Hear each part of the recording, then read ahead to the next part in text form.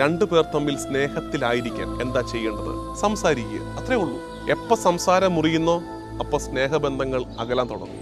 സംസാരിച്ചുകൊണ്ടേ ഇരുന്നാൽ ആ സ്നേഹം തുടരും. നമ്മൾ ജീവിതത്തിലേക്ക് നോക്കിയാൽ മതി. ഇടയ്ക്ക് സംസാരിക്കാൻ മറന്നുപോയ കാലത്ത് ബന്ധങ്ങളൊക്കെ അകന്നകന്ന് പോകാൻ തുടങ്ങിയിട്ടില്ലേ? അതേസമയം ഒരാൾ സംസാരം ഇനിഷ്യേറ്റ് ചെയ്യുന്ന ബന്ധങ്ങൾ തുടരുന്നില്ലേ?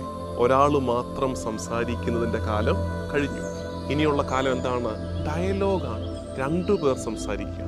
പ്രാർത്ഥന എന്താണ്? ആഫ്റ്റർ ഓൾ നമ്മൾ ചെറുപ്പത്തിലേ പഠിച്ച പ്രാർത്ഥനയുടെ നിർവചനം എന്തായിരുന്നു? പ്രാർത്ഥന ദൈവവുമായുള്ള സ്നേഹ സംഭാഷണമാണെന്നല്ലേ പഠിച്ചത്? പക്ഷെ നിർഭാഗ്യവശാൽ ഇന്നിപ്പോൾ എന്തായി പ്രാർത്ഥന? ഇന്ന് പ്രാർത്ഥന എൻ്റെ ആവശ്യം പറച്ചിൽ മാത്രമായിട്ട് ചുരുങ്ങിയിരിക്കുകയാണ്. പ്രാർത്ഥന സ്നേഹ സംഭാഷണമാണ്. എല്ലാ സൗഹൃദങ്ങളിലും സാധാരണത്വം ഉണ്ടാകട്ടെ. ആ സാധാരണത്വങ്ങളിൽ തുടങ്ങി സാധാരണത്വങ്ങളിൽ മാത്രം അവസാനിക്കാതിരുന്നാൽ മതി. അത് മെല്ലെ മെല്ലെ മെല്ലെ വിശ്വാസ കാര്യങ്ങളിലേക്ക് വരട്ടെ. കർത്താവ്